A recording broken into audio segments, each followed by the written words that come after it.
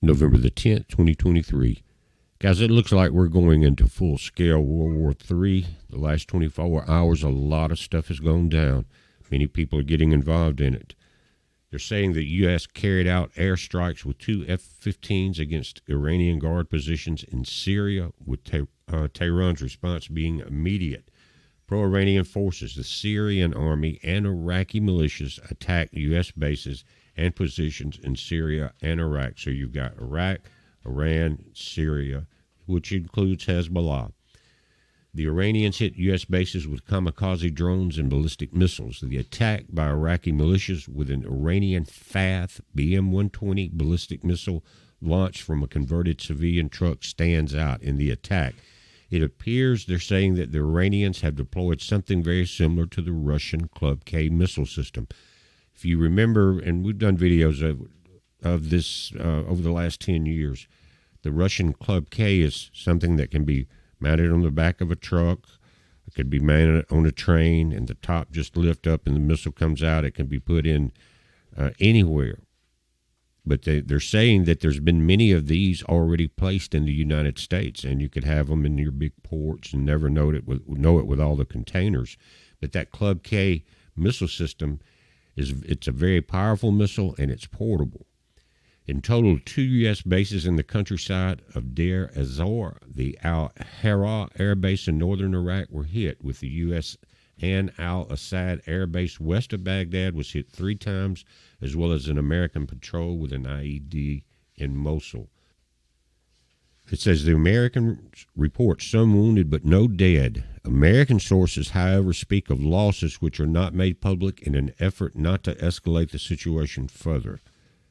For this reason, there's a lot of grumbling against Biden. They attribute to him a lukewarm reaction. For example, yesterday there was no U.S. response after the MQ-9 Reaper was shot down by the Houthis. Now, that's Yemen. Now, a U.S. defense official has revealed that there have been 46 attacks against U.S. forces in Iraq and Syria since October 17th. The 4 happened today after the F-15 raids. Now, there's a couple of video links in this article. Here's one. It says, interestingly, the BM-45 ballistic missile of the same Iranian missile family was being launched from similar trucks during commercial videos in 2021. It seems like 3 Aska-1 ballistic missiles were launched against U.S. and Al-Assad Air Base today, and there's pictures there. Now, Secretary Lloyd Austin said the U.S. struck facilities in eastern Syria used by Iran's Islamic Revolutionary Guard Corps and affiliated groups. The strike was carried out by 2 F-15s against a weapons storage facility in retaliation for attacks on U.S. personnel in Syria and Iraq. They're saying that the bomb, which they called an IED, exploded on a road near Mosul as a joint patrol of U.S. forces and Iraq's counterterrorism agency passed by. Almost simultaneously, it became known that there were 2 attacks by armed drones on 2 air bases where U.S. forces were stationed. One was at the Harar base in northern Iraq, and the other the Ain al-Assad base in central Iraq. Spokesman for the U.S. Embassy in Baghdad and the U.S.-led international force stationed in Iraq did not immediately respond to a request for comments on this report. Remarkably, the attack on the U.S. military base came a day after 2 battalions of U.S. Marines arrived there.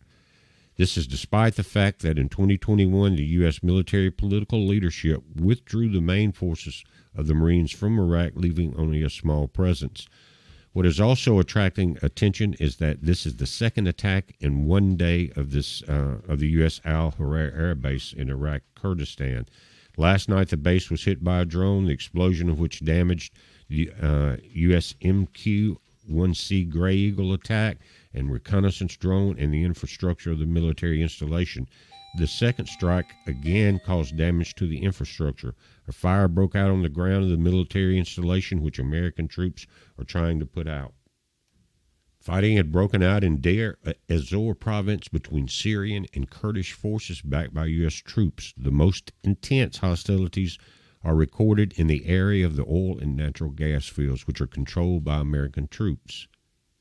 A special feature of these battles is that in addition to small arms, anti-tank missile systems, man-pad grenade launchers, including AGSs and heavy artillery and mortars were used. It says it is noted that the fighting started in the area of the Euphrates River from Damascus.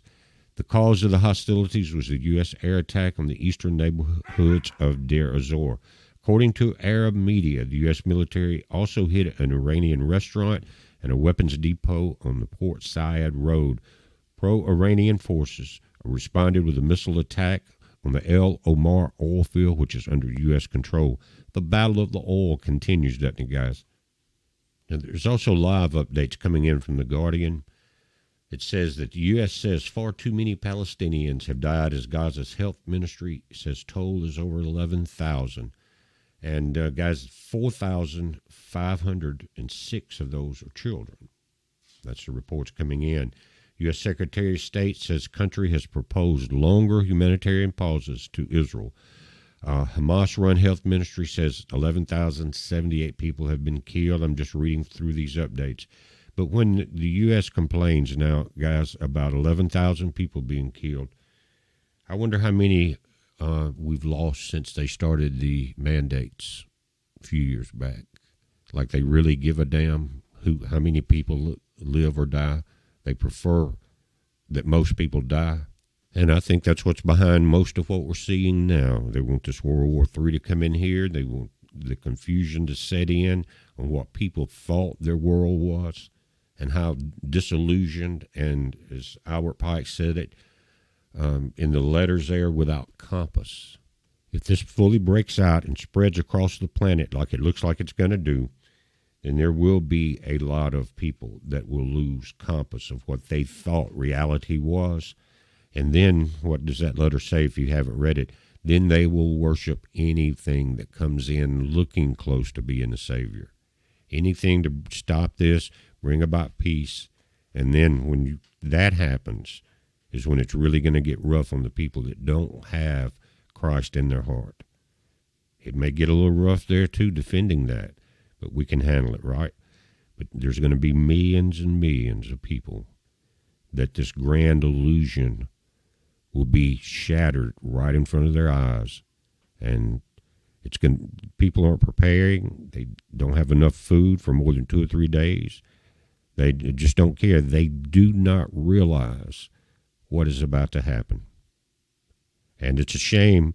And those people that are not preparing are going to be the people that you're going to have to protect your family and what you have from. Your neighbors, your so-called friends, all of that are going to turn their back on you. Think about all of these things in your preparation. You know, it really is not a good idea to tell people that you're preparing or show them anything, because they're going to remember it and they're going to stab you in the back because they've been too lazy to do what you've been doing. But we're watching this, guys. We're going to get some more updates on as it gets a little later in the day and we see what's happening there. But it's a heads up. Be very safe.